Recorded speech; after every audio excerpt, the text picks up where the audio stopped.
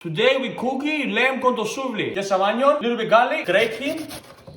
Still got it one more onion. Mince this one and put in one bowl. Add inside 75 ml Greek olive oil, 30 grams salt, 4.5 grams pepper, and 4.5 grams Greek oregano. Now mix them up a little bit.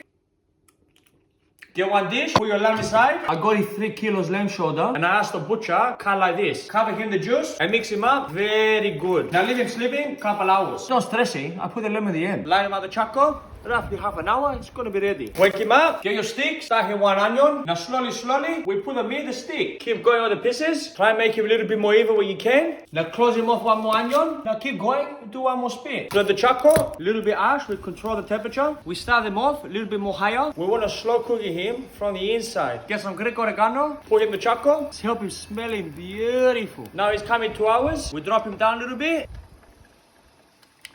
Scratch him up a little bit so he's more hot. Like Snoop Dogg is saying, for sizzle manizu. Now it's got the color, it's done. Now wrap him up and leave him sleeping 10 minutes. Pull him out the stick. Open her, squeeze her some lemon. It's bloody beautiful, mate.